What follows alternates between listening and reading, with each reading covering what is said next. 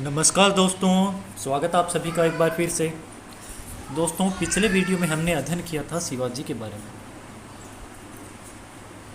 शिवाजी ने प्रथम अभियान कौन सा किया, शिवाजी ने अंतिम अभियान कौन सा किया, शिवाजी का राज्याभिषेक और शिवाजी के गुरु वगैरह जो भी जितने भी शिवाजी के प्रथम लूट सूरज के, शिवाजी के द्वितीय लूट, शिवाजी का अफजल खां के साथ संघर्ष, शिवाजी का शाइस्ता खां के संघर्ष, ये हमने इस पहले वीडियो के अंदर जाना।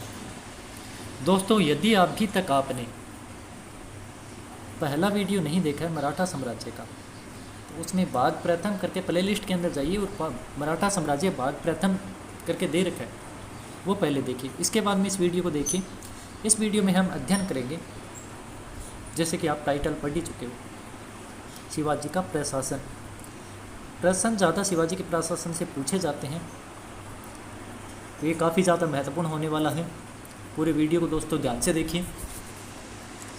इसके अंदर सबसे लास्ट के अंदर हमने पढ़ा शिवाजी की पत्नी पुतलीबाई, शिवाजी की पत्नी पुतलीबाई शिवाजी के साथ सती होने वाली उनकी एकमात्र पत्नी थी। अब आता है शिवाजी का प्रशासन। शिवाजी का राजस्व सिद्धांत जो था प्राचीन हिंदू सिद्धांत पर आधारित था, ये काफ़ी बार पूछा गया है। छत्रपति, उसके अंदर शासन, सेना व न्याय के सभी अधिकार का सर्वोच्च जो था वो छत्रपति था। शिवाजी खुद छत्रपति थे इसमें।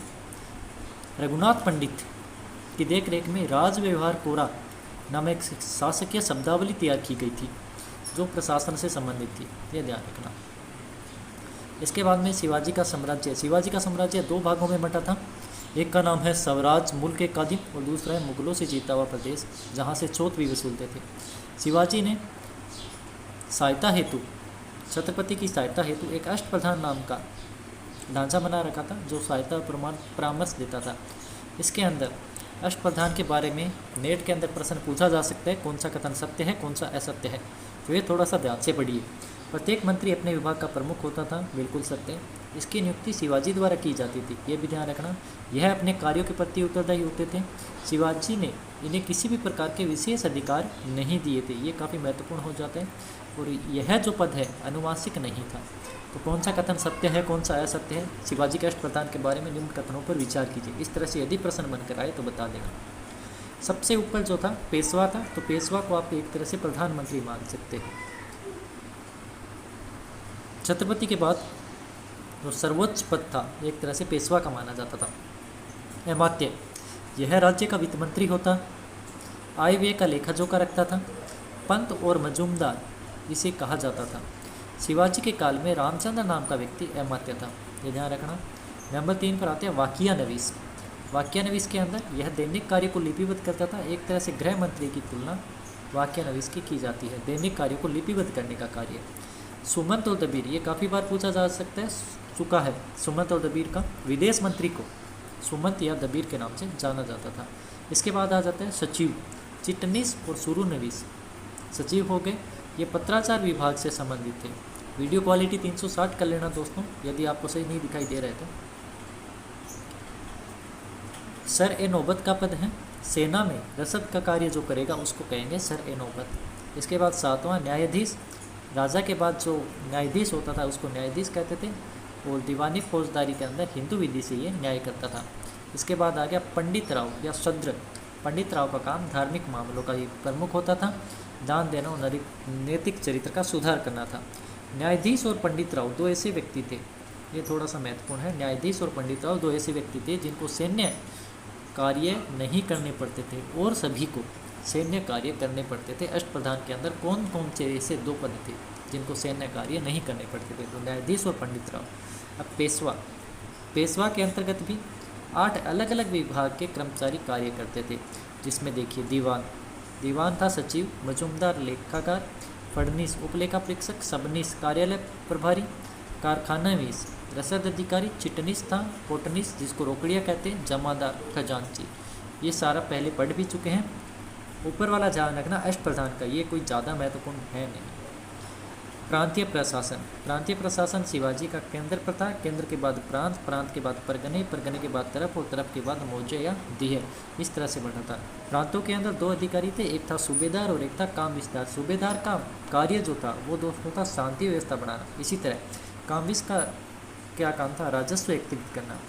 प्रत्येक जहाँ पर दो दो अधिकारी मिलेंगे, लेकिन गांव के अंदर जो सबसे छोटी इकाई है दीहर या गांव, इसके अंदर शिवाजी के 4 अधिकारी कार्य करते थे। एक था पटेल, एक था कुलकर्णी, एक था चौगुले और एक था महार।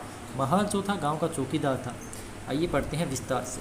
शिवाजी ने अपने प्रांतों को 14 भागों में बांट रखा था। प्रत्येक प्रांत में 2 अधिकारी होते थे। सूबेदार प्रांतों में शांति व्यवस्था करता था और कानून विस्तार भू राजस्व वसूलता था। इसके बाद में परगना में आ जाते हैं। परगना के अंदर 2 प्रमुख अधिकारी थे, एक का नाम था देशमुख और एक का नाम था देशपांडे। देशमुख का कार्य शांति व्यवस्था करना और देशपांडे का भू राजस्व एकत्रित करना। गांव और दीहर, एक बार हमने बीच वाला छोड़ दिया है। गांव और दीहर शिवाजी के काल में प्रशासन की सबसे छोटी इकाई जो थी गांव और दीहर थी। इसके अंदर जो पटेल है वो भू राजस्व एकत्रित करने वाला गांव का मुखिया रहेगा। कुलकर्णी मुख्य रूप से भू राजस्व वसूला जाता था। चौगुले जो है, चौगुले कुलकर्णी की सहायता करेगा और गांव का जो चौकीदार है, चौकीदार हो जाएगा दोस्तों महार। इसके बाद तरप और मोजा, ये था दीहर से ऊपर, आपको बताया भी था। इसके अंदर हवलदार नाम का एक व्यक्ति कार्य करता था। हवलदार यदि आता है शिवाजी के प्रशासन में तो 2 काम उसे आपको ध्यान रखना है। किले की सुरक्षा जो व्यक्ति करता था उसको भी हवलदार कहते थे, और जो व्यक्ति तरप और मोजे के अंदर कार्य कर रहा है वो भी हवलदार है। कायस्थ और कारकुन, कारकुन नाम का एक अधिकारी हवलदार के अधीन था जो कायस्थ धर्म जाति से था। मराठा क्षेत्र, मराठा क्षेत्र को अपने इस तरह से बांट कर देख सकते हैं। ये उत्तर में, ये दक्षिण में, ये पूर्व में, ये पश्चिम में। उत्तर में कौन था, दक्षिण में कौन था, पूर्व में कौन था और पश्चिम में कौन था, ये प्रश्न काफ़ी बार पूछा जाता है। इस बार आरपीएससी फर्स्ट ग्रेड एग्जाम में भी ये प्रश्न पूछा गया है। तो इस तरह से बांट लिया हमने। ये देखो उत्तर के अंदर आपको ध्यान रखना है मोरो, त्रैंबक, पिंगले, ठीक है। ये उत्तर के अंदर कौन कौन से क्षेत्र आएंगे, बम्बई, सूरत, सलहेर और पूना, ये क्षेत्र आएंगे। इसी तरह ये वाला हो गया यहाँ पर पश्चिम। पश्चिम के अंदर आप ध्यान रखना, दक्षिणी पश्चिम के अंदर कोंकण और समुद्र तट। कोंकण वहीं है जहाँ पर जल से नौसेना रखी जाती थी, और यहाँ पर जो अधिकारी है वो है अन्नोजी दत्ते। इसको इससे आप मिला लेना, अन्नोजी दत्ते। और इधर इसका उल्टा हो जाएगा दोस्तों, पूर्व के अंदर ये है दत्तोजी पंत। ये है आपका दक्षिण पूर्व के अंदर। यहाँ का जो क्षेत्र था वो था सतारा, सांगली और कोल्हापुर। वापिस वीडियो देख लेना रिपीट करके यदि नहीं समझ आए तो। दक्षिण के अंदर अधिकारी जो था उसका नाम था रघुनाथ पंत। तो यहाँ पर 4 प्रांत थे अलग अलग, जो प्रमुख थे इसके सभी को बता दिया है। उत्तर के अंदर, दक्षिण के अंदर, और यहाँ कौन था और यहाँ कौन था। जिंजी और उसके आसपास का अधिकारी था, उसको जो प्रमुख था उसको कहते थे रघुनाथ पंत नाम का एक व्यक्ति था। भू राजस्व व्यवस्था, भू राजस्व व्यवस्था शिवाजी के काल में अन्नोजी दत्ते ने सबसे पहले भूमि संरक्षण का कार्य किया था। अन्नोजी दत्ते अभी हम पढ़ चुके हैं। अन्नोजी दत्ते कहाँ थे, तो इस तरह से बनाना है हमको। और यहाँ पर जो कोंकण वाला इलाका है यहाँ पर अन्नोजी दत्ते थे। अन्नोजी ने भूमि की माप करवाई। आधार था जरीब, काठी 5 हाथ 5 मुट्ठी की, 20 काठी लंबी 20 हाथी चौड़ी भूमि बीघा कहलाती थी। 120 बीघा को चावर कहा जाता था और भूमि 3 भागों में बटी होती थी, उत्तम, मध्यम और निम्न। ये प्रश्न आया शिवाजी के काल में भूमि कितने भागों में बटी होती थी। भू राजस्व शिवाजी के काल में 1/3 था। यदि चुंगी व कर को समाप्त करके भू राजस्व यदि ग्रहण करते तो 2/5 यानी कि 40% लिया जाता था। रेतवाड़ी व्यवस्था शिवाजी के काल में मुख्य रूप से थी। जमींदारी व्यवस्था भी कुछ रूप तक थी। एक था मिरासदार, मिरासदार ऐसे किसान को कहते थे जो स्वयं की भूमि पर खेती करते थे। एक था उपरिस, ऐसे बटाईदार किसान जो दूसरों की भूमि पर खेती करते थे उनको उपरिस का कहते थे। 12 बलूटे और 12 अलूटे आएंगे, ध्यान रखना। 12 बलूटे का मतलब है शिल्पी और 12 अलूटे का मतलब है ग्रामीणी सेवक। अन्य के अंदर अपने पढ़ेंगे चौथ। चौथ के अंदर बबती है, सहोत्रा है, नाडगुंडा है और मोकास है। बबती के अंदर दोस्तों ध्यान रखना है जो आय का 25% है चौथ के अंदर से, वो राजा के लिए होगा, उसको बबती कहा जाएगा। सहोत्रा आय का 6% पंत और सचिव के लिए रखा जाएगा, जिसको सहोत्रा कहेंगे। नाडगुंडा ये 3% होगा, राजा की इच्छा के अनुसार किसी को भी दिया जा सकता है। और यह है लास्ट में मोकास, 66% हिस्सा जो है वो मराठा सरदार जो चौथ वसूल कर लाते थे उनको मिलता था। उसका बाद मोकास, मुख्य रूप से मोकास और बबती दोनों का ध्यान रखना। बबती तो मिलेगा 25% राजा को या छत्रपति को, और मोकास मिलेगा जो वहाँ से वसूल कर लेकर आते थे सरदार। भूमि कर के अलावा शिवाजी के काल में आय का अन्य स्रोत चौथ था। पड़ोसी राज्यों से वसूल किया जाता था। राज्य की आय जो पड़ोसी राज्य की उसका 1/4 भाग था। चोट वसूलने के लिए पड़ोसी राज्यों की सुरक्षा भी देते थे। इसके बाद आ गया सरदेशमुखी। सरदेशमुखी के अंदर पैतृक अधिकार समझते थे, ये अपना कानूनी अधिकार मांगते थे। पड़ोसी राज्य के भूमि कर का 1/10 भाग था। ध्यान से समझिए दोस्तों, यदि सरदेशमुखी आता है तो ये 1/10 है और इसको अपना कानूनी अधिकार समझते हैं दूसरे राज्य से लेने का, जो मराठा है। और एक है चोट। चोट का मतलब है एक तरह से सुरक्षा के बदले दिया जाने वाला चौथा हिस्सा। सैन्य प्रशासन, सैन्य प्रशासन दो तरह से था, घुड़सवार और पैदल सेना। घुड़सवार सेना का जो संगठन था उसको कहा जाता है पागा, और पैदल सेना का जो संगठन है उसको कहा जाता है पाइक। बरगीर। अब घुड़सवार सेना को दो भागों में बांटते हैं, एक बरगीर और एक शिलेदार। जहाँ पर स्वयं के अस्त्र शस्त्र और घोड़े लेकर आएंगे सैनिक उसको कहेंगे शिलेदार, और बरगीर जहाँ राज्य की ओर से घोड़े दिए जाएंगे उसको कहा जाता है बरगीर। स से शिलेदार और स से स्वयं के घोड़े। बरगीर मतलब राज्य की ओर से अस्त्र शस्त्र और घोड़े दिए जाते हैं। सर ए नौबत। सर ए नौबत का पद था जो सबसे बढ़ चुके हैं अपने सेना के अंदर सर्वोच्च पद था। भर्ती वगैरह करना, रसद सामग्री पहुंचाना। तो इसके अंदर दो भाग बंटे थे, एक का नाम था पंच हजारी, एक का नाम था 7 हजारी। घुड़सवार सेना का जो प्रधान अधिकारी था वो था 5 हजारी, और पैदल सेना का जो प्रधान अधिकारी था वो था 7 हजारी। ये काफ़ी बार पूछा गया है। शिवाजी के काल में पैदल सेना को पाइक कहा जाता था। शिवाजी के काल में छोटा तोपखाना था जिसमें 200 तोपें थी, और पुर्तगाली, अंग्रेज और फ्रांसीसी से यहाँ तोपें ली गई थी। नौसेना, कोलाबा, कल्याण और भिवंडी। कोबा, कल्याण और भिवंडी के अंदर शिवाजी ने अपनी नौसेना रखी थी।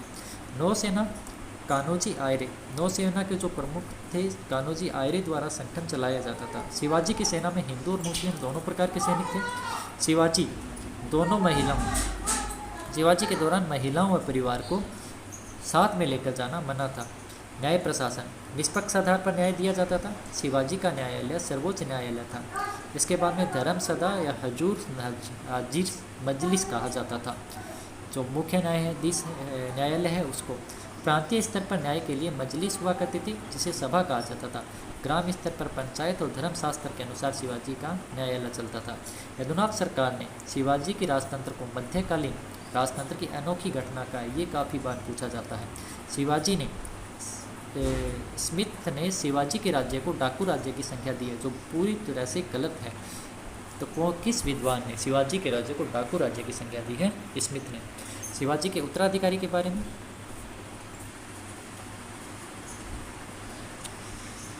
ये अपने पढ़ेंगे आगे वाले वीडियो में दोस्तों। आज हमने पढ़ा शिवाजी का प्रशासन। इससे पहले वाला वीडियो में बना चुका हूँ जिसमें हम पढ़ चुके हैं शिवाजी के बारे में। धन्यवाद दोस्तों देखने के लिए। कमेंट करके बताइए, एक प्रश्न मैं आपसे पूछ रहा हूँ कि शिवाजी ने, पीछे वाले वीडियो से संबंधित है, शिवाजी ने सर्वप्रथम अभियान किस राज्य के खिलाफ किया? सबसे पहला अभियान है, विजय नहीं है।